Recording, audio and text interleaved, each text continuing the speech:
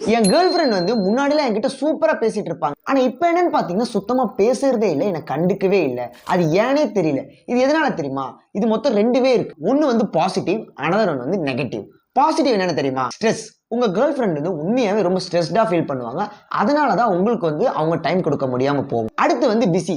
உங்க girl friend வந்து உண்மையாவே பிஸியா இருக்கலாம். ஆஃபீஸ் வேலையா இருக்கலாம், வீட்டு வேலையா இருக்கலாம். ஒரு சிச்சுவேஷன் வந்து ரொம்ப கிரிட்டிக்கலா இருக்கும்.